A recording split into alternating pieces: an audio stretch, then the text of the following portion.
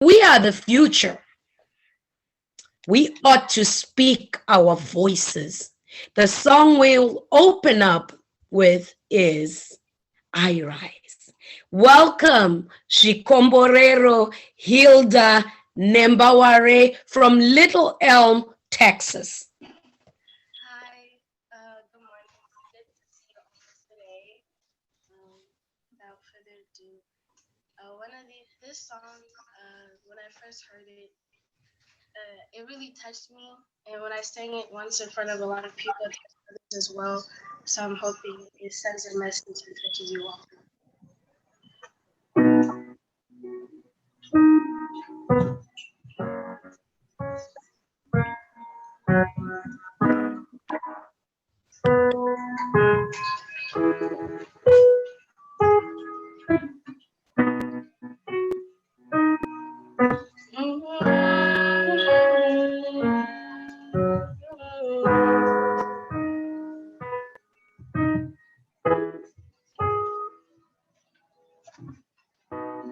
You're broken down and tired of living life, find a merry-go-round, and you can find the fighter.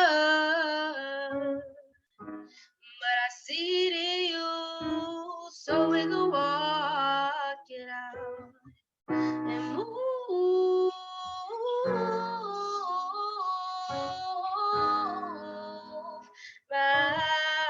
mountains. We can walk it out and move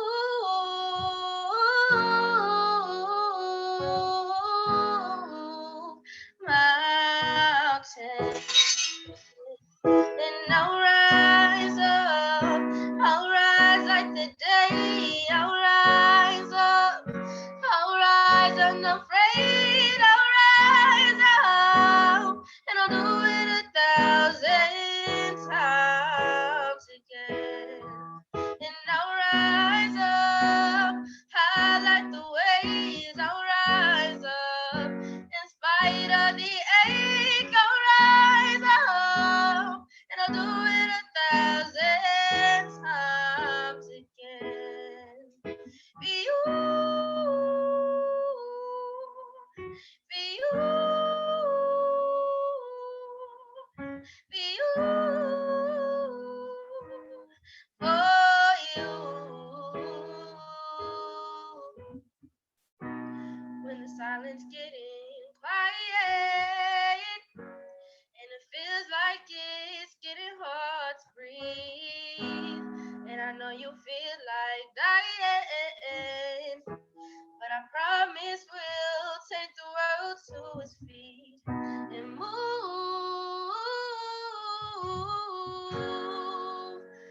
mountains. We gon' bring us to his feet and move mountains. And I'll rise up, I'll rise like the day, I'll rise up, I'll rise unafraid, I'll rise up, and I'll do it 1,000 times again for you, and for you, be you, for you. All we need, all we need is hope. And for that we have each other. And for that we have each other. We will rise, we will rise, oh, we will rise. Oh, we'll rise. We'll rise up, we'll rise like the day, we will rise up in spite of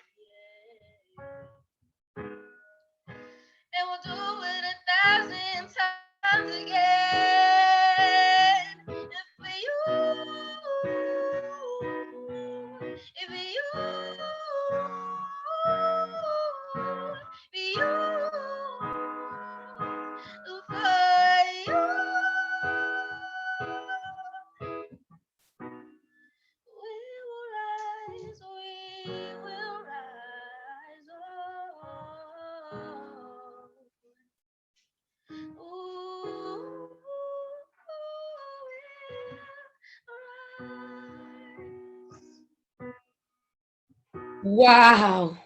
Wow. They're gonna rise and they'll do it again. They'll do it 1,000 times over. This is just the beginning of the voices of the young. They are telling us it's time. They will rise up. They will do it again and again and again until their voices are heard. So to go next, all the way from South Africa, that just tells you collective effort, speaking collectively with one voice.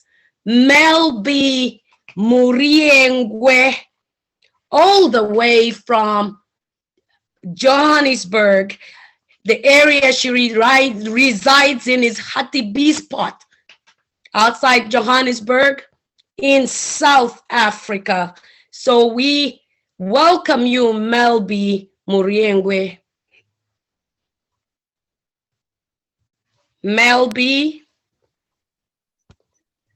Hello, Maria. There, we welcome you. Thank you so much. Thank you so much for inviting me into this event today. And I'm so happy to just be a part of, just gender-based violence and what to do about it. So before I start off my speech, I would just like to say greetings to everyone. Good morning, good evening, good afternoon, bonjour, bonsoir, sambonani, dumelang, all of the greetings to you all. And I'm just going to be starting off with saying that, gender-based violence is abuse against another gender in an emotional, sexual, verbal, or psychological manner. Gender-based violence is against all gender identities. But for the purpose of this speech, I speak specifically on women and the girl child. This is a global occurrence that affects 1 in 3 women and girls in their lifetime. I've provided some facts and figures to get the conversation started. According to the World Bank, 35% of women worldwide have experienced either physical and/or sexual violence or non-partner sexual violence. 7% of women globally have been sexually assaulted by someone other than their partner. Approximately 38% of murders of women globally are committed by an intimate partner.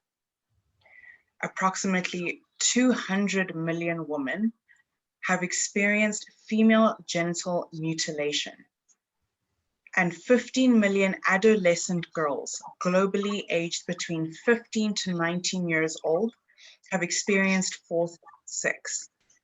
There is more information on this traumatizing issue, but for the purpose of this speech, I kept to the main points.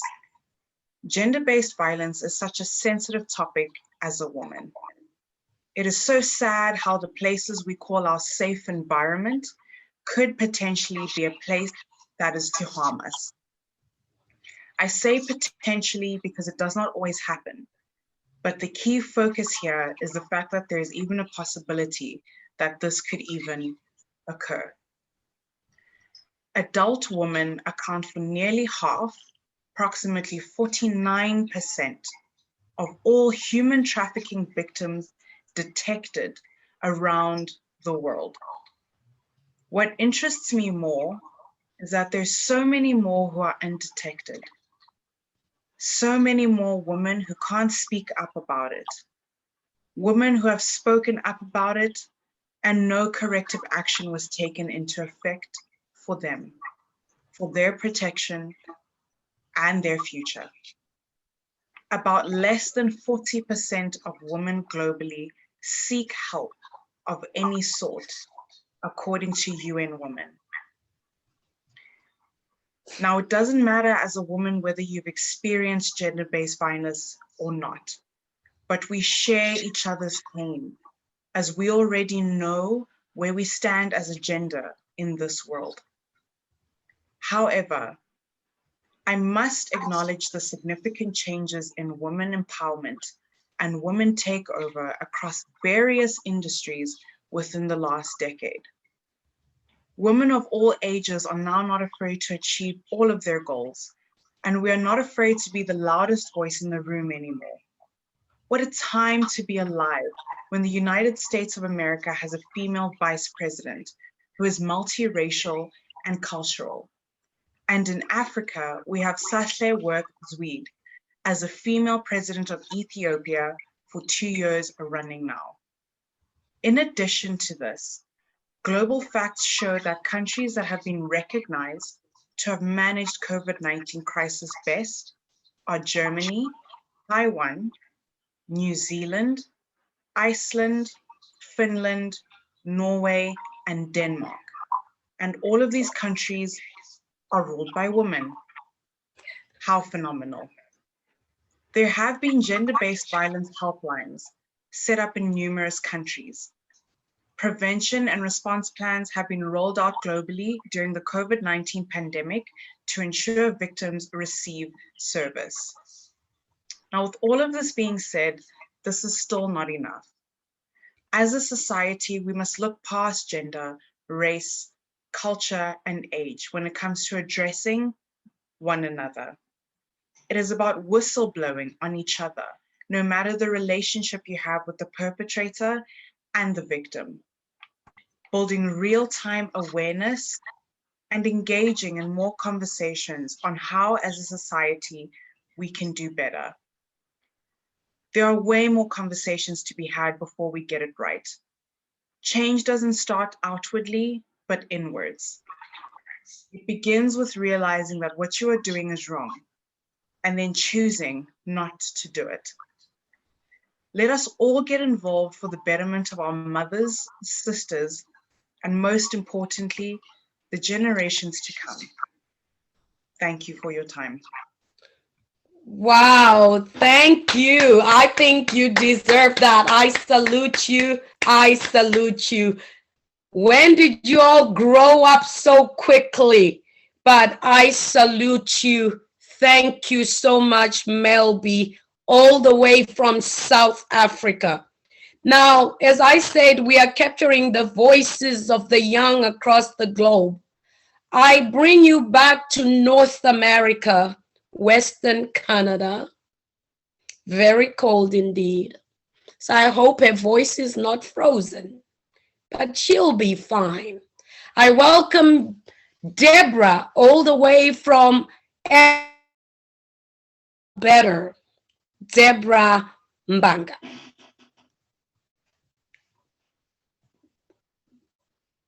Deborah, Hello, thank you, Tata.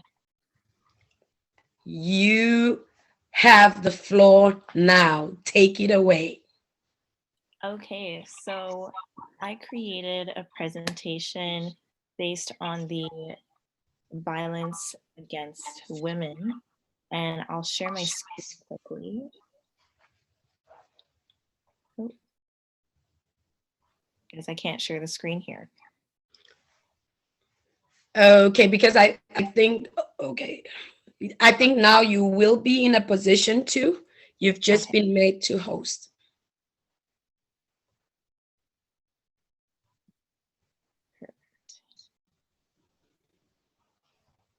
All right, can everybody see? Yes, we can. All right. So I decided to create a presentation for women against gender-based violence. And so I just want to jump straight right into it. So many people would ask the question of why not just leave, right? Well, it's more complicated than that. So for example, some women are financially dependent on their partners. Women that stay in abusive relationships are often met with being a financial dependent on their partner.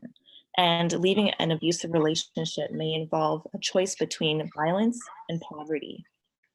Another reason is pets and possibly close family members can also be at secondhand or firsthand risk of violence should the woman choose to leave.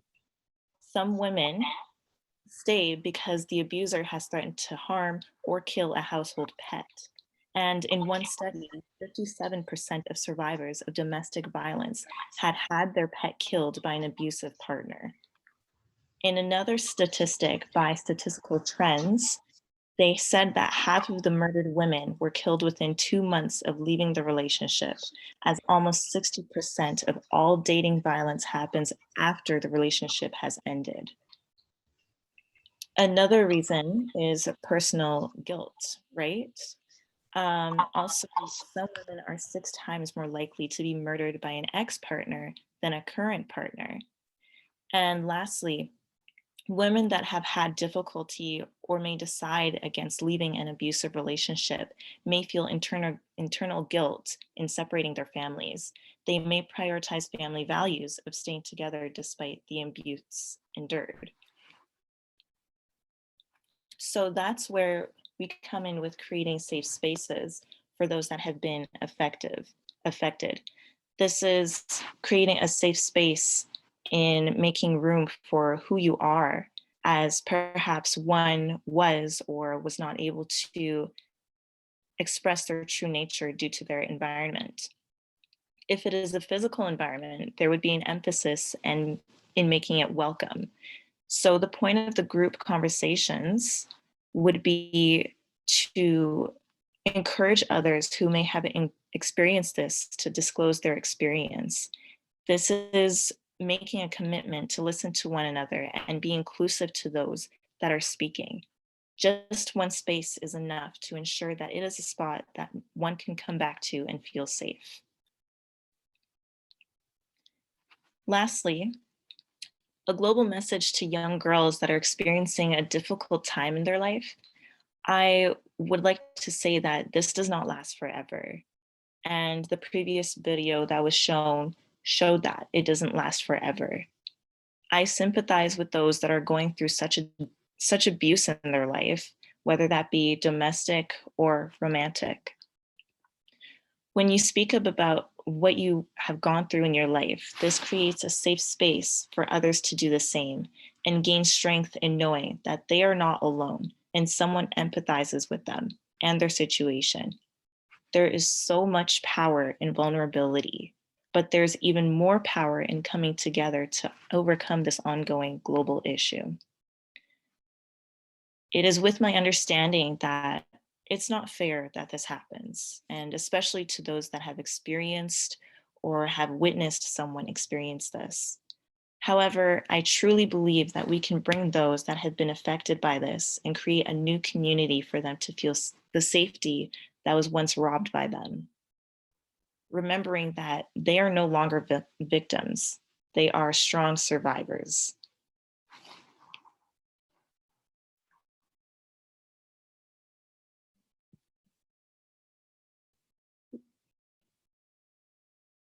Wow, wow. I'm getting goosebumps. I am getting goosebumps when we hear such words of wisdom come from the very young babes. It means Blair, Shaman, and the rest of you amazing women. It means we are doing something right. They give us hope that all we've been preaching about is not lost. I am super proud of these girls. But as we move on with the young or the girls' voices, I bring you back to North America, south of the border, southern side of the United States. We are back in Texas. Deborah did mention the importance of them coming together in groups. And I worked on something. And they said collectively, we will express our voices. So I bring to your midst Helen, Heather, and Aaliyah. And note, Heather is the youngest attendee that we have with us today. But sit back, for well, we are going to get a show all right. I want you to sit back as we prepare for Miss Heather She prefers I call her Miss Heather. So all the power to her, together with big sisters, Helen and Aaliyah. Hi. Hi, Heather. And I think you promised us something real. You said it's gonna be energetic. So I know you have a soft voice, but today it's about you speaking out. And we are ready to hear you speak out. Hello, my name is Helen Emblot. I'm not going to get into different things about me today, since I have more important things to talk about. Women's rights has been joked about throughout the world. It's always put down or disregarded. But I would like to say this is not a joke. Maybe women in different countries have rights, but there's a lot of different places where women are objectified and treated like slaves. Even though I'm a kid, I am still a woman, and I am scared for my life every day I walk out of my house. Women are forced to walk with a weapon or protection item every day just because someone out there can attack them at any time. Any type of abuse can affect your mental health. Women are put through daily challenges every day. Some women are beat and some women are verbally abused. Men are always put on a higher rank while women are body shamed and called offensive slurs. For some reason, people think it's okay. In the words of Kofi Annan, violence against women and girls is of a pandemic proportions. At least 1 out of every 3 women in the world has been beaten, coerced in sex, or otherwise abused in her lifetime, with the abuser usually someone known to her. Life is hard on women, but we always make it work. And it's sad that women think they have to stay quiet while this is happening. But now it's time to break the silence and speak up for ourselves. Thank you. Wow. I could say, is she from New York or what? Charmaine. Is she from... Hi.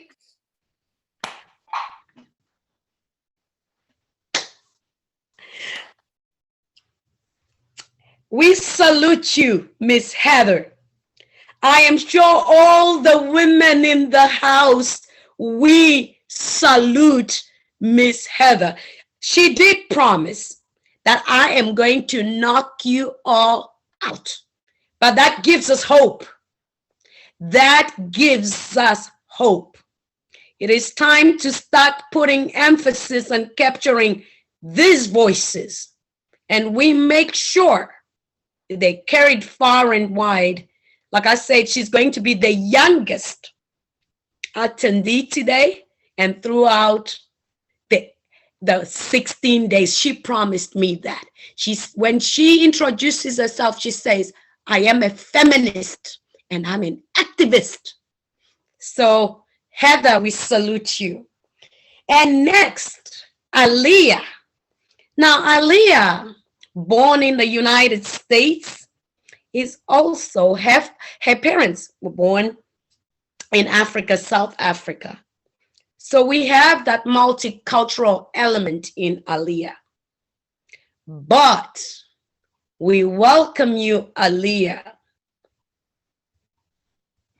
Thank you, Mama, so much for having me. I want to say thank you, everyone, for having me today. And yeah, as you know, my name is Aaliyah Lawana, and today I'm going to be talking about how women are indirectly abused by the opposite gender, and sometimes, unfortunately, by women too. I am a 15-year-old who has been blessed with the dream body, some will say. But having a figure like mine isn't all the dream sometimes. And that's because of society. That's because of today's society. Girls my age get to wear mini skirts, crop tops, and shorts, and they feel free doing so. While I have to hide under my jeans and my sweatpants. I mean, don't get me wrong, I look really good in them, but sometimes I would love to wear shorts or a skirt without having to receive nasty looks from the opposite gender.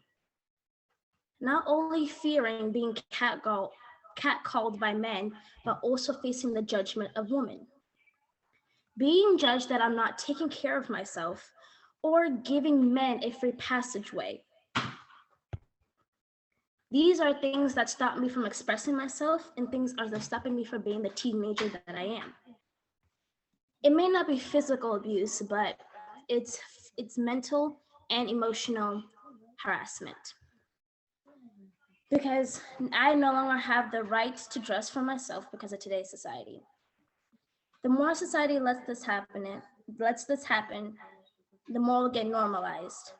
And the more girls my age will lose the right to express themselves.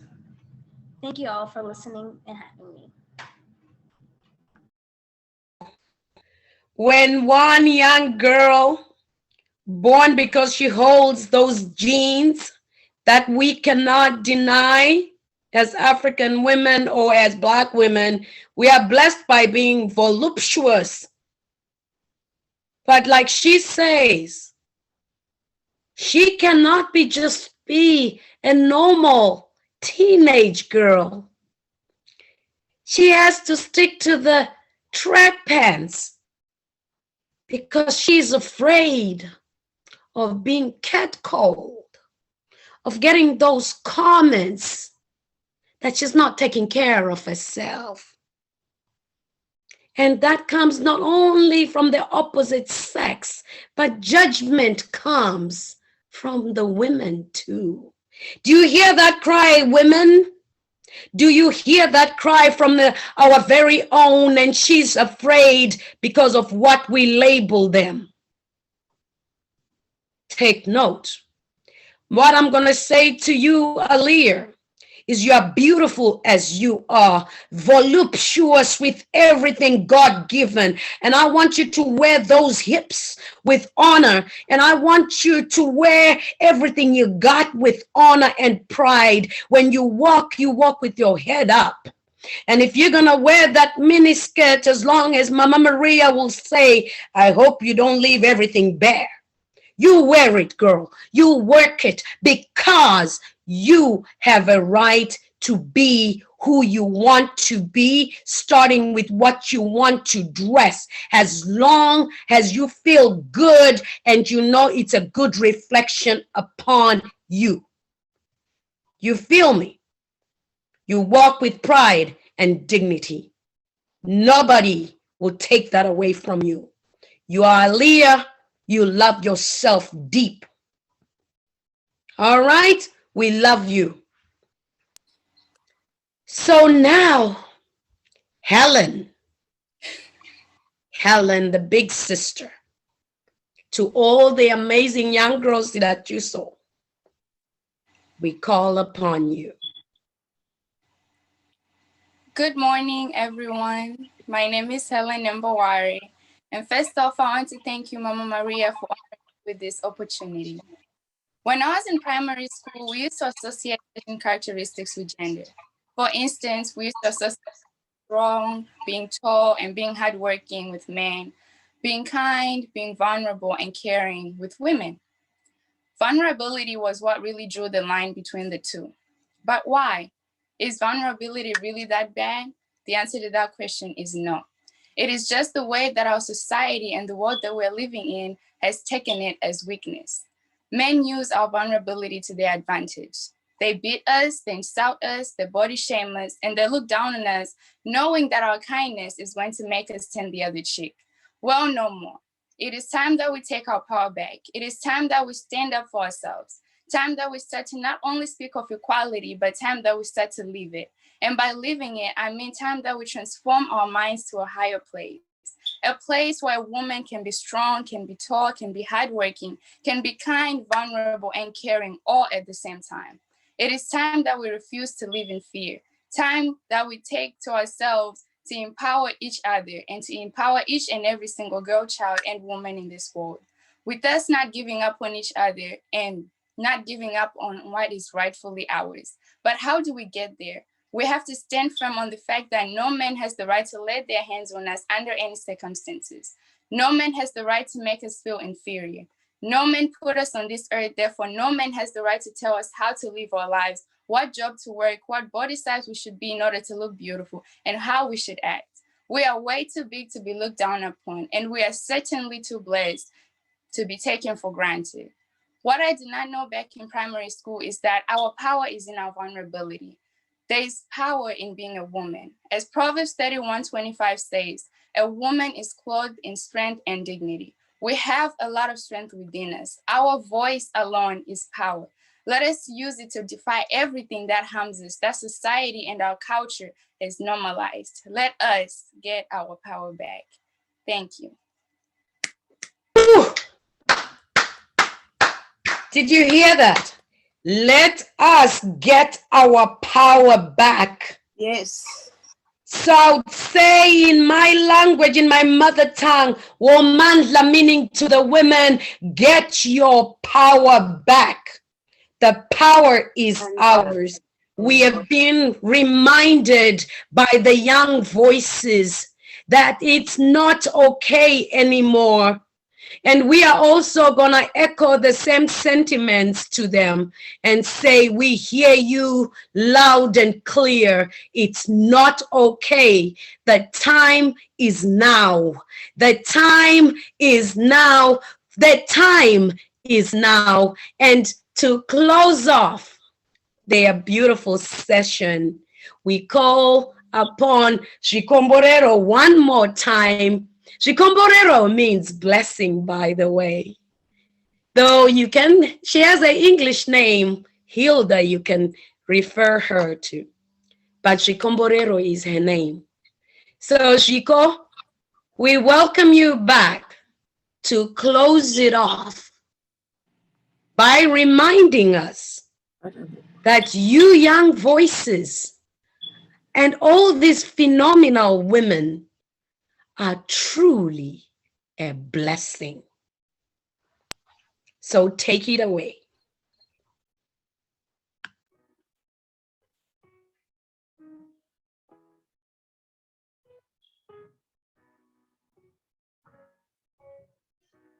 Favor be upon you and 1,000 generations, and your family and your children and their children and their children. May his presence go before you and behind you and beside you, all around you and within you.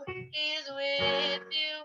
He is with you in the morning, in the evening, and you're coming, and you're going, and you're weeping and rejoicing. He is for you. He is for you. He is for you. He is for you. He is for you. He is for you. He is for you. He is for you. He is for you. He is for you. Amen.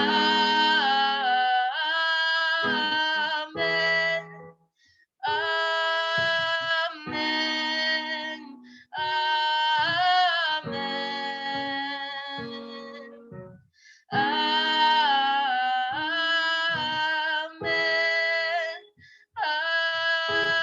Amen. Amen.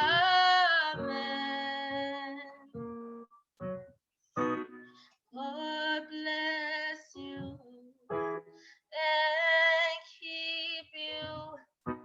Make his face shine upon you and be gracious to you. Lord, turn his face toward you and give you peace. Thank you. Wow, wow, wow, wow. Is all I can say. I salute you all, those girl voices. I salute each and every one of you. It gives me hope. It gives the rest of the phenomenal women in this group and in the midst and all around the world to give us hope, to keep the fight, to keep the struggle, that what we are doing is not lost. There is hope. We're keeping the hope. You are certainly the future, and I salute you. I salute you. I honor you, and I respect you. In the collective, we say, we salute you. Thank you, Melby. Thank you, Deborah. Thank you, Scomborero. Thank you, Helen. Thank you, Heather. Thank you, Aaliyah. And thank you, Deborah. Thank you, merci beaucoup. Asante sana, maita genyu siabonga. Thank you. Gracias. Obrigada. Thank you. I thank you. We thank you. As we get ready, I'm just going to pass the mic to Blair. And I know she's got so much to say. Then she'll pass it on to Shamin. Then we get on to having just a short intermission as we get ready for Kathy Takaro.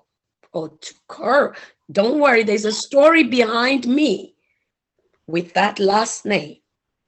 But I'll let Blair just give us an insight of what she has just witnessed so far and this far. Thank you, Maria. Thank you, Charmin, and welcome. And thank you, everyone, for coming.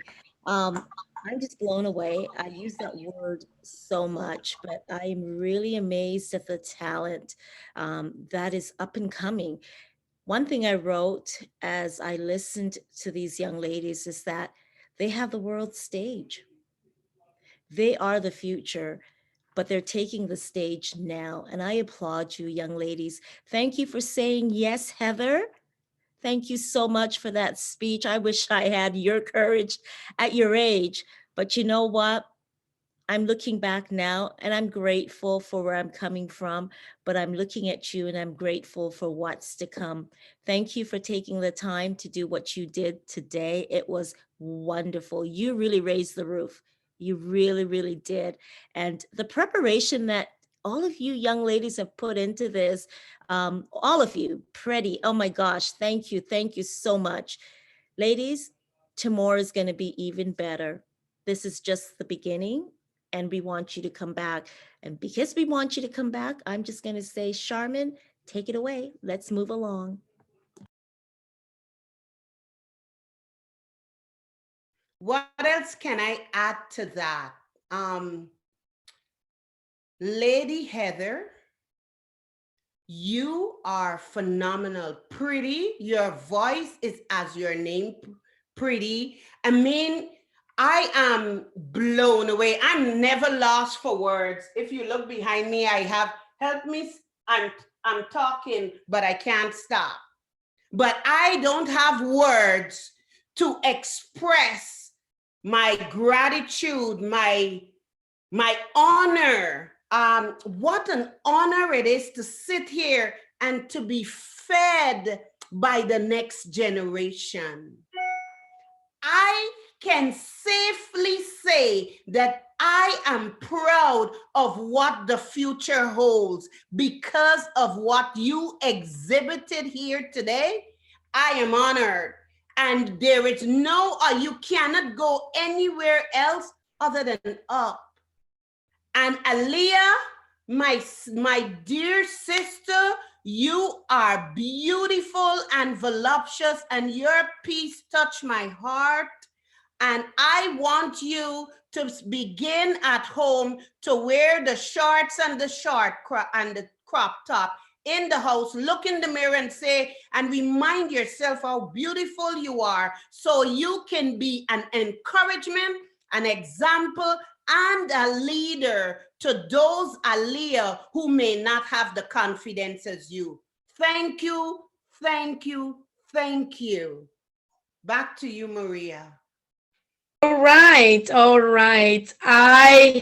Like I said, when did they grow up? Many a time we like to speak at them and we forget to hear them because half of the time we prescribe.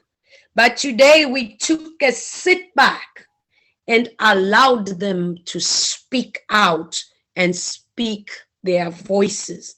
And that gives us courage. That gives us hope. Like I said, well done to you all phenomenal women raising young girls as strong as what we have seen right this moment. And I have no words more than thank you. So 5 minutes just to take a short intermission as we wait for Kathy, and we will just let you once again walk a journey with one of us. All right.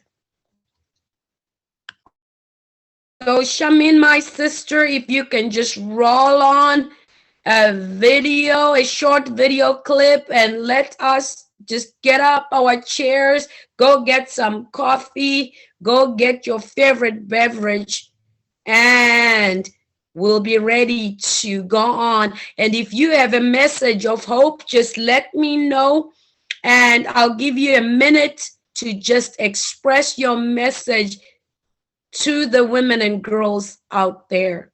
So grab your coffee, and I think I was given just 3 minutes. So I'll have 3 ladies, just 1 minute each, to give a message of hope to the girls whilst we wait for Kathy.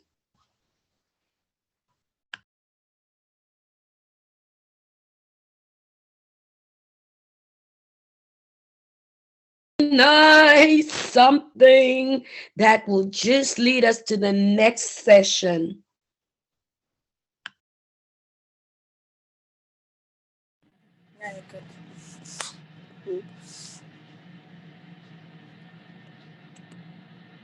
Seek help of any sort. And of these, only 10% seek support from police. And of all women who were victims of homicide worldwide in 50% were killed by intimate partners or family members. This situation cannot be overlooked. And although progress has been made, the end of violence against women and girls is far from today's reality. UN Women is committed to this cause and works with governments, national actors, women's organizations, and the civil society to end violence against all women and girls. The international community recently agreed that ending violence against women and girls is an important target for a sustainable future and a crucial matter to achieve the SDGs. During this process, we must make sure that we reach the lost woman. By its presence in more than 85 countries on all world regions, UN Women actively contributes to making this possible. We support countries in many ways, including adopting, implementing, and evaluating comprehensive laws and policies, addressing the root causes of violence through prevention strategies, and working with communities to change the social norms. Ensuring that essential services and support are accessible to all survivors. And collecting data and conducting analysis to fully understand the nature and extent of the problem.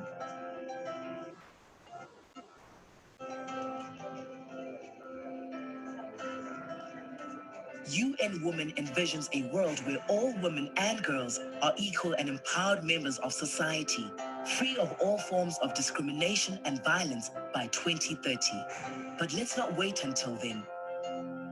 Let's act now. We need your help and commitment to make sure that we reach the last woman. Together, we can make it happen. If not now, when?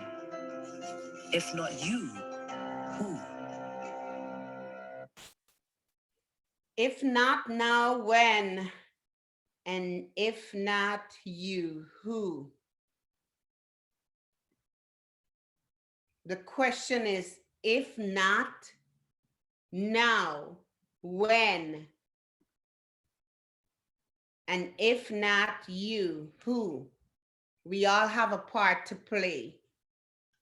We all have a part to play to end violence against women and violence against girls. It's Kathy here.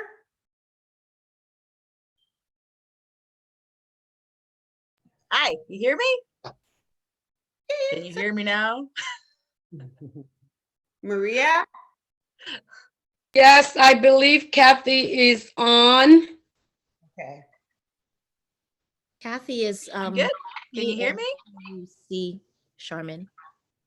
Uh-huh. KMTUC, that's Kathy's ID. Yeah, she's here. Yes. Yep. Yep. Hello. Are we good? Can I start? We're good. Yes. Kathy, welcome. Everyone, this is Kathy Tuccaro. Kathy lives in Edmonton. No, I moved. Moved? Okay. Where are you living now? I live 30 minutes west of Calgary, Cochrane. Oh, wow, that's far. Calgary. Oh my gosh. I know. Anyway, we won't hold it against you, okay? Welcome, Kathy. Kathy is a part of the Women in Bloom Summit community. She is a writer. She is a speaker. She is a survivor. Welcome, Kathy. You have the floor. Woohoo! First of all, thank you so much for Charmin for inviting me to this wonderful platform. I had no idea it would be so amazing. My only regret is that I cannot participate at any of the days. I fly to work tomorrow. I work in Northern Canada on some of the largest equipment in the world, and I don't have access to any electronics. And I'm on that equipment for 13 hours a day. So I'm missing the whole thing. So I'm really grateful to be here to have 15 minutes to be able to share a little bit of my story, maybe give some hope and inspiration to those that might need it, or you never know. So just a little bit of background of where I come from. I was raised, I was in a foster home until I was 4, where I was sexually molested. When my mother came back and got me, and I moved in with my original biological family, from the age of 4 till 10, there was extreme family violence. I started running away from home at the age of 7. My only really safe place was the doghouse. And that's where I started having conversations with God to wonder, like, if you're such a loving God, how can the world be so evil and so awful? And I couldn't understand. So fast forward, I was raped at 14, like forced into sex with my first boyfriend. It was very, very painful, very awful. At 15, I was molested again. At 18, I began modeling in Miami, and I was drugged and raped by a photographer. And with this goes the shame and believing he said it was my fault, that I wanted it. At 19, I was gang raped, and I was about to jump off a bridge when this man, actually my guardian angel, pulled me off and brought me to bring the help that I need. But through all of this, I never told my mother, I never told my sister, I never told anybody. I carried this shame with me, that it was my fault, that I didn't dress right, I didn't act right, I wasn't in the right place, maybe I shouldn't have been alone, like all these things that were going through my head, that it was all my fault, right? And not once did it ever occur to me to go to the police to get assistance, because I thought it would be he said, she said, and I didn't have proof, and it was all and that the pain and the trauma and the shame, there's no amount of showering that could take that away. And so my ultimate way of dealing with it was, I had 3 suicide attempts back to back, one trying to jump off the bridge. I swallowed pills, and then I slit my wrists. And when the third time, I had a very powerful spiritual experience with the angel of death that came up to my bedside after the third time. And I realized just how precious life is. And that kind of forwarded me into trying to change my life. So what I did is I became a nurse. I got married. I had a beautiful daughter. But within all that, even though I'm educated now and I have this wonderful, great career ahead of me, I'm still carrying all that trauma inside, right? Outside, I'm smiling, I'm happy, I'm professional, I'm a great nurse, I love what I do, but I'm hurting inside. So this pain became infected. And by now I'm hitting the age of 30. the infection became septic. And what that did, it affected the decisions that I made and the men that I chose as partners. Because although, yes, I'm a professional, inside I feel unworthy and dirty and awful, and I'm not good enough, and all these things from childhood, being told in my ears that you're stupid, you're fat, you're ugly, you're no good, you'll never amount to nothing, who would love you, all these things. Well, that stays. So here I am carrying all this, and the men that I chose were due to all this low self-esteem, but also I became an alcoholic. I started to drink and drink more and more and more. Well, do you make good decisions when you're drunk? No. So that started the 7.5 years of intense domestic violence. And I'm not going to get into that and re-traumatize people, but all I can say is that I should be dead 10 times over.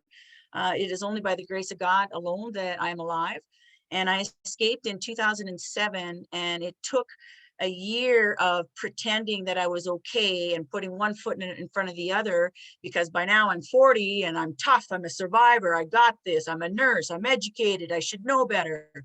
But deep down, I'm so mentally exhausted that I can't even make decisions, the basic of decisions. I'm having a hard time combing my hair, but yet I need that paycheck. So I'm going to show up nursing and try and help others, forgetting all about myself. And this is where my life changed, because I got up to work one day and I couldn't read. I had 10 patients to take care of, and I could not read the sheet. I could not see the words of who I needed to take care of and what. My mind was just completely done. And this is in 2008. And what that did is that began, I quit my job. I ran from the nursing unit down to the psychiatric unit. And in between the two, that 40 years of repressed pain, it just came shooting out like a volcano.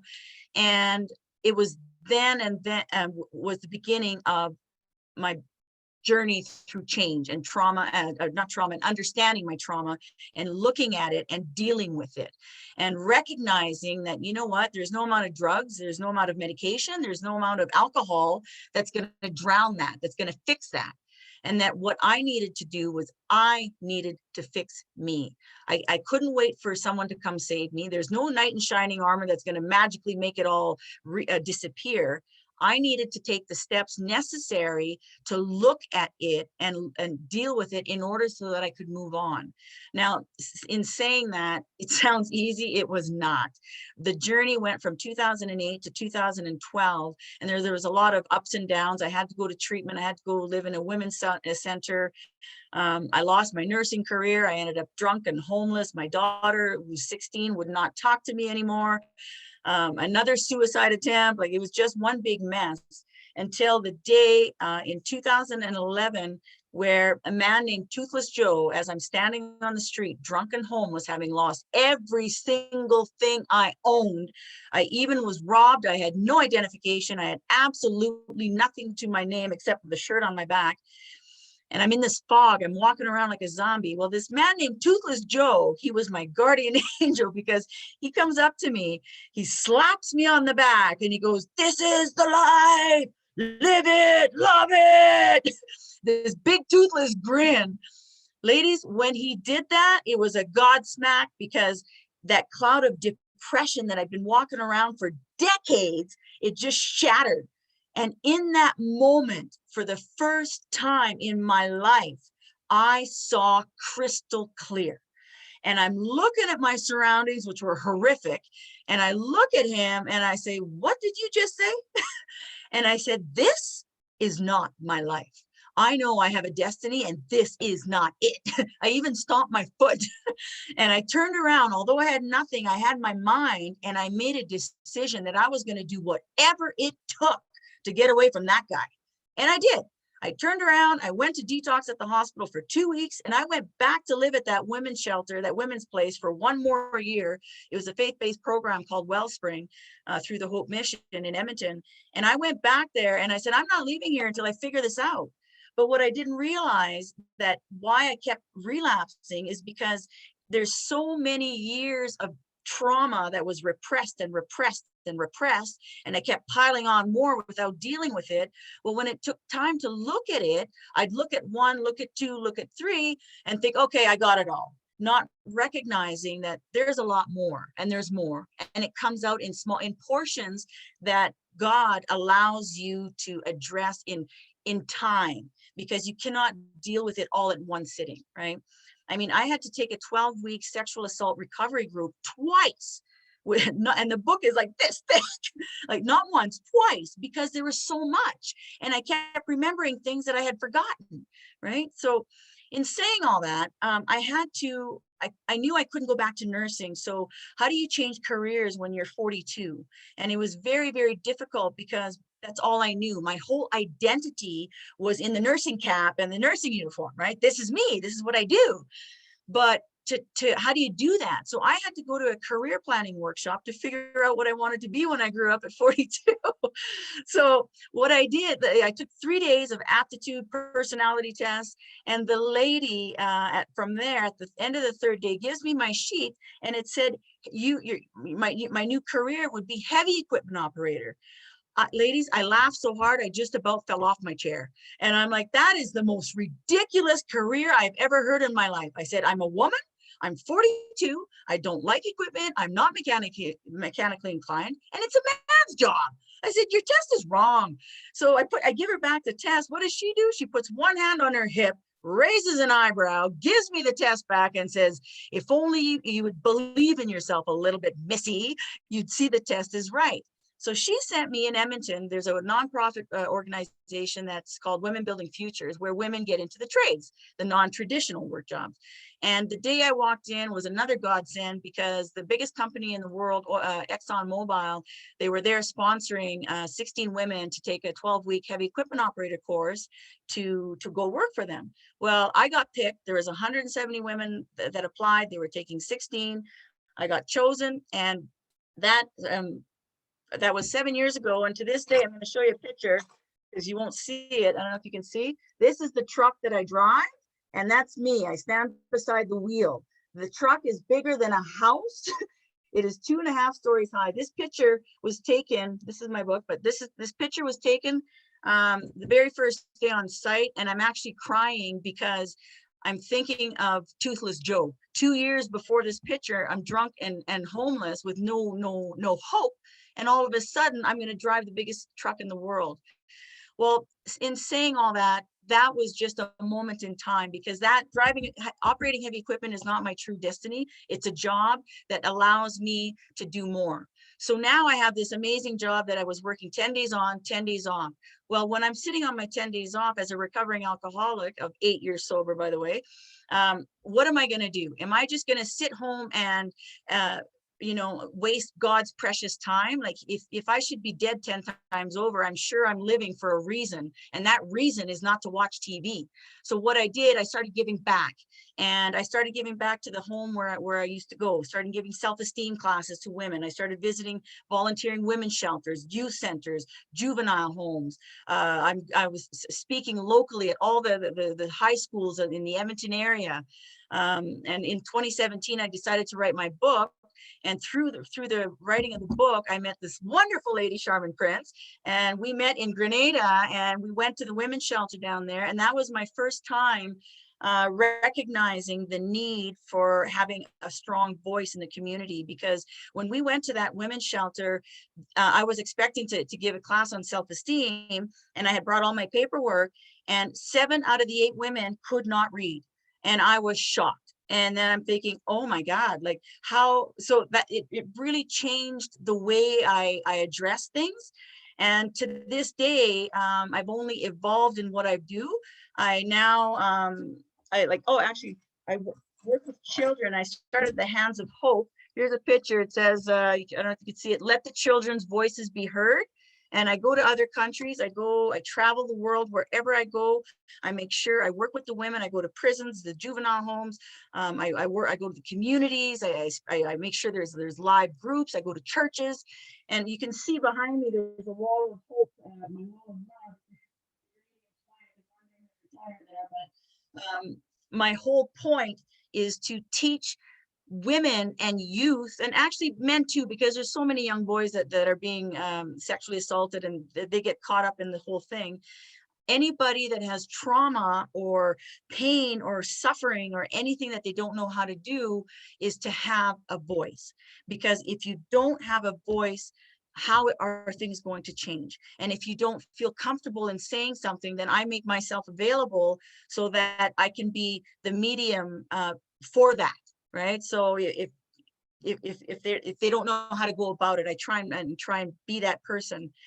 My job, however, now because of COVID, now I don't work 10 and 10. I work 16 days on and 16 days off, and so it's kind of limiting. But what I'm doing is I'm doing things differently. I'm creating my workbook. I'm putting that online. I wrote a children's book, which will be donated freely anytime I travel in the near future. It's available in French and Spanish now. My current book is available French, Spanish, and now I guess Caterpillar put it out in Hindi, which is fantastic. And I got it on Portuguese on a little stick. I still have to put it in book form.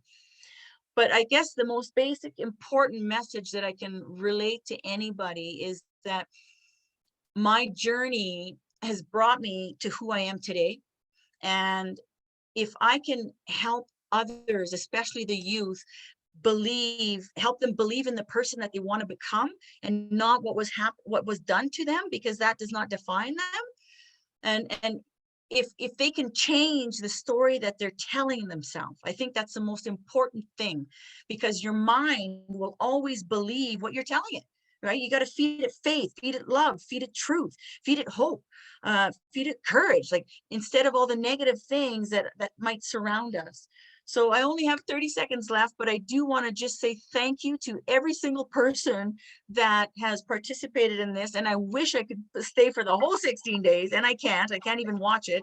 But Charmin, Blair, Maria, thank you for putting this together and collaborating as such powerhouses. The leaders you all are just impresses me so much, and I'm so glad that I could be a small part of this and do what I can in my area, and be that light for the world and be that change so that people can see it. Thank you so much. And I'm gonna say merci beaucoup. Beautiful. Oui, merci. And I'll say to you, just to remind you, I'm still the same woman and sister who butchered your name a year and some months ago in Vegas. When I first met Kathy, the powerhouse that she is, when you talk of courage and resilience, forgiveness, and taking back your light and saying, I deserve to give myself a second chance. And look at you, the reflection of it all, where today you become one who gives back, the one who walked that journey when you had lost all the hope and faith. And you were able to stand tall and embrace those scars because you did not let them define you. But you walked that journey and you are still walking it and becoming a blessing and light to others. So, Kathy, you have to teach me how to say your name right before I let you go. You said it right, Kathy Tuccaro. Yes, Tuccaro. I got that right. Because oh boy, I think I remember you in that white top. Girl, you handle that stage, the beautiful being that you are, but the woman who's graceful and who has so much love for humanity. Thank you. One last thing, just keep in mind, they're making a movie out of my book, so stay tuned, okay? And we better be part of the trailer. We better be part of the add-ons, right, ladies? We need to be part of the add-ons. Okay. Thank you, Kathy, as always, with your beautiful smile, beautiful heart, beautiful self. We thank you. Thank you. Before we let you go, do we have any questions that you may all have for Kathy? Like, how did she do it? How did she get there? I see my sister Kabahanda. You have a question for Kathy. So we'll just quickly share the mic with you. you very much. Kathy, first and foremost, I want to applaud you for your courage to share the story. It's extremely touching and empowering. My question to you is, what is the title of your book and where does one find it? My book is called Dream Big, and you can find it in Amazon or Kindle or Kobo or whatever ebooks there are. It's in bookstores in Canada, in Chapters, and in the States, it's in Barnes and Noble. Thank you so much. You're welcome. I just wanted to show off real quick. Okay, thank you. Thank you very much. I have to do that. I have to do that. Ladies, there's a workbook because that people, because every chapter is related to a topic: fear, loneliness, despair, illusions, courage. And there's a workbook online that you can do the questions. And if you need it, message me. I'll send it to you for free. Okay. So that is my other question. Do you have, how does one contact you? Just you can go, I'm on Facebook, just Kathy Tuccaro, or you can go on Messenger, or my website is my name, kathytuccaro.com. There's a contact page and I will respond, I promise. Okay, thank you so much. Okay. All right, and I will be able to accommodate 2 more questions. Do I see a hand up so I can pass the mic?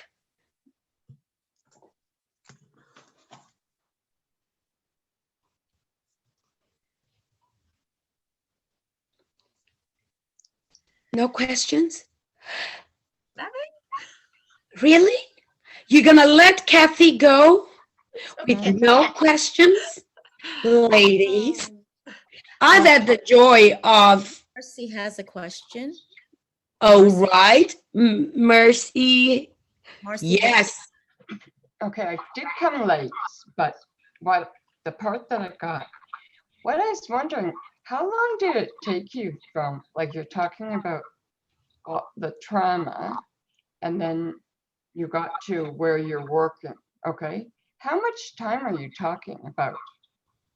I started my journey of looking at myself in 2008. I went to the women's program for a year, and I got rid of all the forgiveness and the anger and dealing at certain things. And then I relapsed because there was still more. And then I went back in 2010, and then I relapsed again. And that's when I ended up homeless. And then I went back again. So it was over time. And so it took from maybe 5 years completely. But even then, saying that, even though I have my job and I have everything that looks good, I still have my days. I still get my PTSD flashbacks where I have to self-talk my way through them. I mean, those flashbacks will never go away. I still, if there's a loud noise behind me, I still jump out of my skin because of the violence, right? I don't think that will ever change, but I learned to talk myself through it, deal with it, look at it in a different perspective. So it's an ongoing process, right? Every day I work at myself. Thank you for your honesty. Because a lot of people, when they talk, they say like they're healed. You know what I mean? Like they'll say, oh, I'm healed.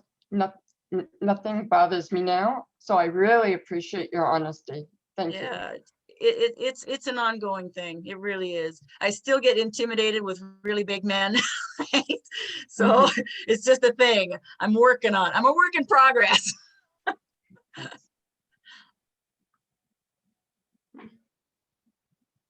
Thank you for your question, Marcy, and thank you for that honest, authentic answer, Kathy. It's always refreshing when one is able, regardless of the vulnerability and everything that comes with it, they speak the truth.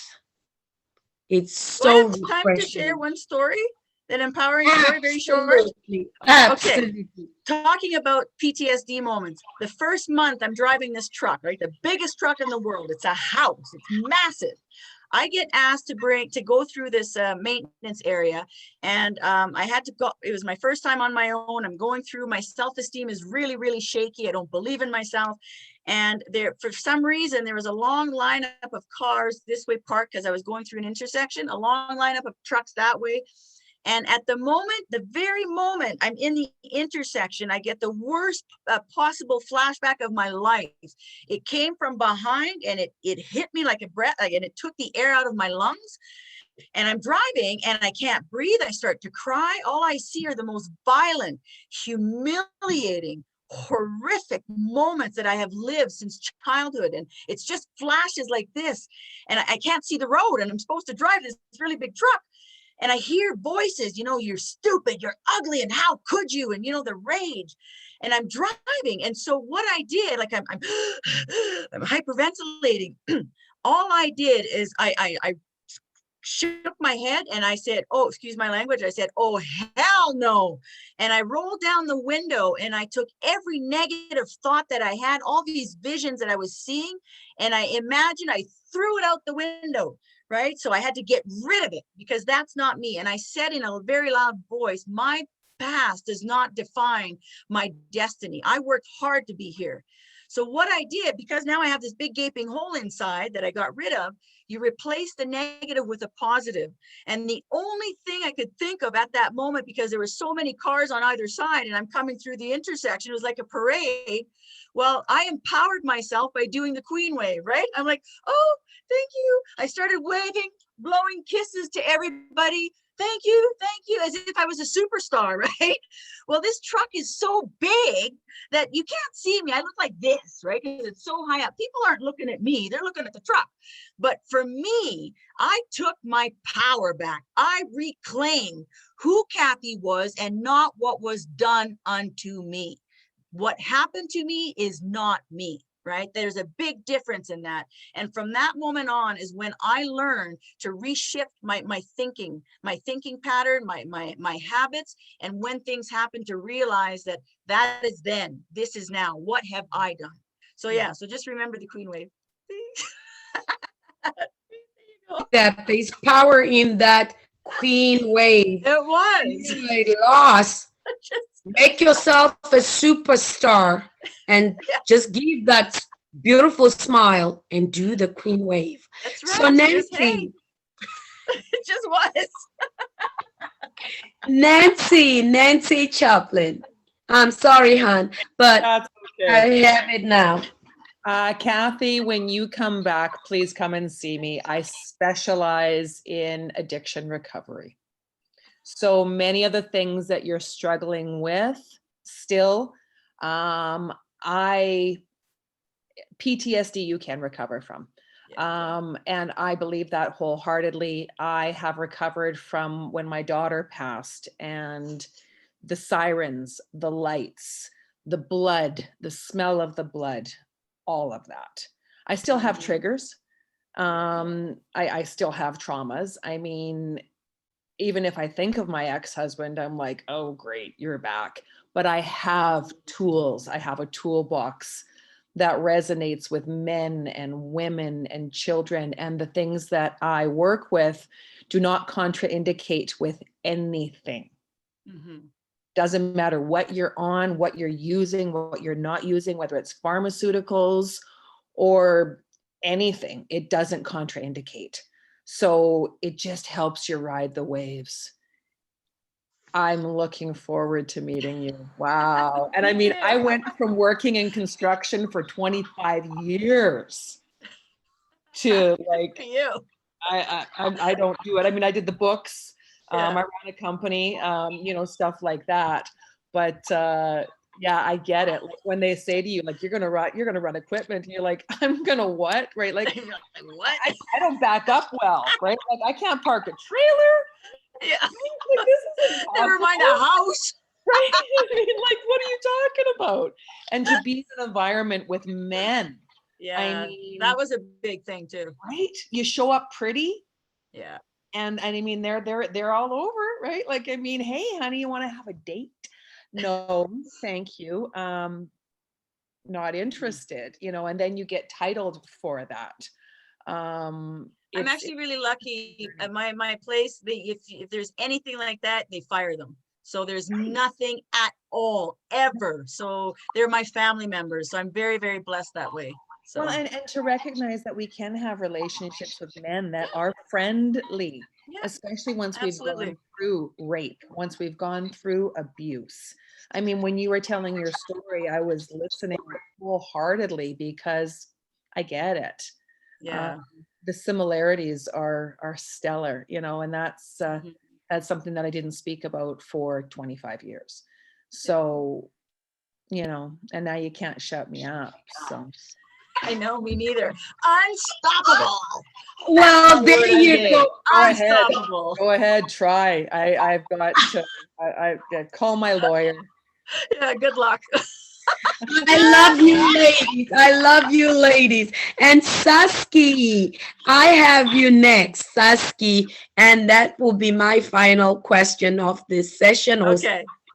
that, but I have the love for all of you phenomenal women for sharing that story, and Nancy for just adding on. Oh, the sisters pulling in and saying, we hear you. We hear you, we applaud you, and we feel you. Wow. So, Saskia, pardon me if I don't say the names right. I am African after all. So, pardon me, but I hope I said it right. Yes, you did say my name right. Hello, everyone. Hi. Hi. My friend EM, she is the one who invited me or recommended me to be a part of this. And I wrote everything down as you were talking, Miss Kathy, because sometimes I get all jumbled up and I forget what I have to say. At first, when you were speaking, I was feeling like I was being re-traumatized. But you ending on such a good note was epic. That's the best what I could say about it, right? I want to speak about you saying that there was a time in your life where you just could not function. You could not see, like everything had taken a toll on you. I am at that place right now. And about 2 months ago, I literally could not get up from my bed to go to work. And that forced me to have to go to the doctor, get a sick leave, and be placed on particular medication. I understand what you say exactly when you speak about healing in doses, basically, right? Totally understand. But I'm at a place right now where I grew up, I'm in St. Lucia, by the way. I'm in St. Lucia. I grew up here, but I am Barbadian. I was born in Barbados. And I grew up in a home that was like, I don't even know, I can't even say abusive because that's not even a good enough word for me to describe it as. It was torture, right? And I was tortured by my father, okay? And he was very physical, very verbal, emotional, financial. He was just terrible. And I left home at 18. I fled to Barbados. And I thought that 16 years later, which was last year, I really thought that, everybody had gotten older and wiser. And I came back home and things did not change. Things are still the same. And me being older and wiser, because when I was younger, I was kind of ignorant to how bad it was. I knew it was bad, but I didn't know how bad it was. But me, I'm now 35, and me coming back home at 34, and my father still raising his hand on me, like particular things I forgot, like my clothes being, I don't want to re-traumatize anyone, right? but I things that I forgot used to happen. I knew things happened, but there's little details being in it again. I think that is what kind of caused me to be at that place 2 months ago, which I'm still healing from. But at the same time, I have to say, I'm proud of myself. I have accomplished a lot. I have my own place. I'm able to support myself financially and to actually afford the things that I need and want, you know, so I am at that place in my life where I can take care of myself, right? Where I am, the thing about it is that I noticed that you wrote a book. Well, you said that you wrote your book. I'm in the process of finishing my book called 16 Years Ago, right? Nice. But where I am in my life right now with this book, I have some shame, right? I feel kind of guilty and sort of confused about writing it, like releasing it, because although I don't know how much that I should say. You know, people in the Caribbean, they always say, oh, they judge you when you say particular things, that everybody will be knowing that this is what she went through and blah, blah. You know, so how did you, I say all this to say, how did you end up being confident enough to actually release it? Like I said earlier, I was in a women's program for a whole year, and I lived there. So Monday to Friday, 9 a.m. till 4 p.m., all I did was therapy. We had different classes. We had boundaries. I mean, I didn't even know what that word meant. I had to release. There was a whole class on shame. We had a class on self-esteem. We had a class, we had Bible study every morning just to give us that faith base to get us through the pain. I had the sexual assault class. I had all these different classes that I had to attend every day, and I had these responsibilities. I had homework. I had a counselor that I met with every single week. Like, it was intense. But I mean, I lived off of $200 a month, but I had a roof over my head. I didn't care. I had a safe place. It was my time to help me. So this is why, I mean, not everybody can do that. Not everybody has the ability to do that. But if you want, that's why I'm releasing the workbook. I already have 4 chapters. Message me and we will continue this talk, and I'll send you what I have written already. There's like 80 questions, and it's only through your own self discovery, by looking at yourself, asking yourself those tough questions, and to get to the truth. You got to pull the trauma out by the roots. Is it painful? Absolutely. Are you going to cry? Absolutely.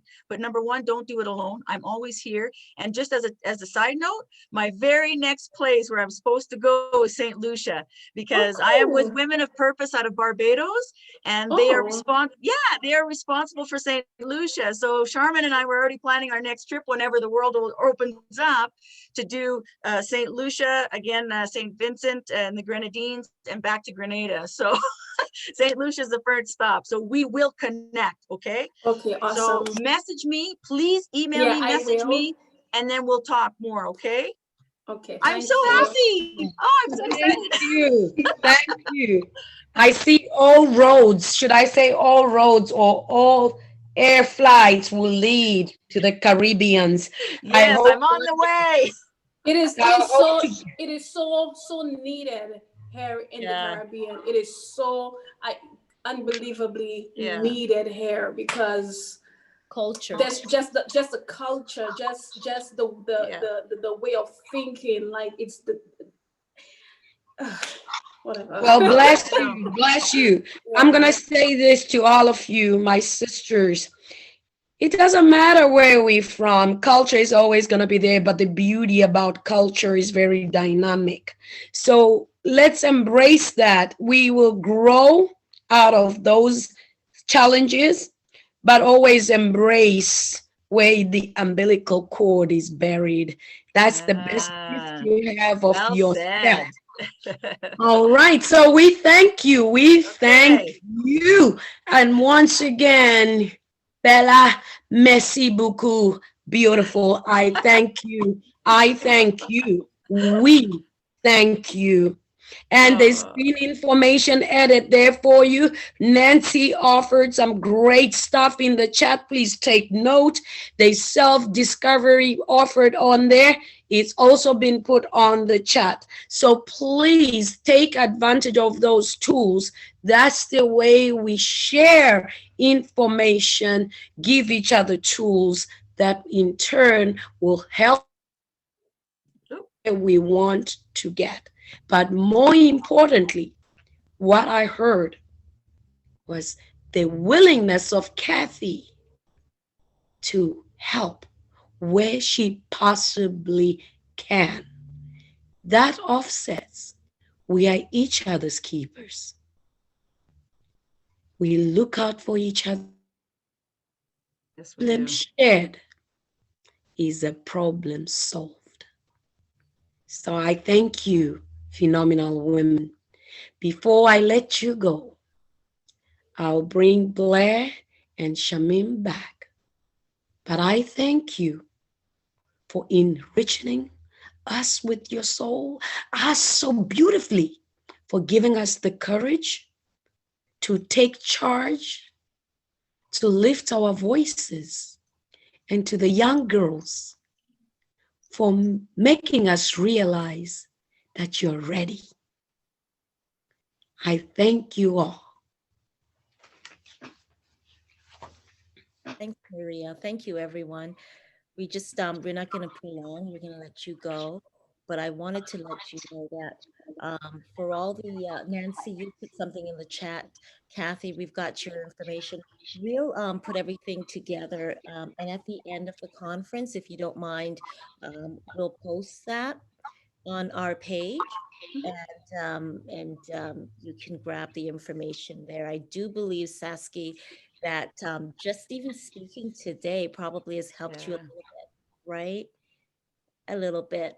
And I understand where you're coming from. Yes, it has. Yes, it definitely has. Yeah, and you're just going to get better and better, and you can get some help. You've got the support. I think this is really meant to provide support for those who are currently experiencing trauma, or even in the situation right now of being violently attacked, for lack of a better way of saying it. So we just want you to know that we appreciate every single one of you, ladies. Thank you for coming. Thank you for your patience. We did have a bit of an issue with signing on today. I have posted the link in the Women in Bloom's pages, so the group pages, and also I will post it on our 16 Days of Activism Against Gender-Based Violence page, okay?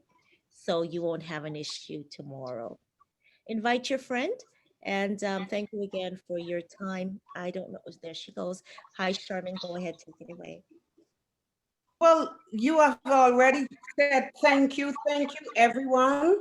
I hope you enjoyed the first day. Can you imagine what day 2, day 3, and day 16 hold if this is our first day? So if I am excited, I hope that you're over the top like I am, because I can't wait for tomorrow. I can't wait for day 3, and oh my God, day 15. Thank you.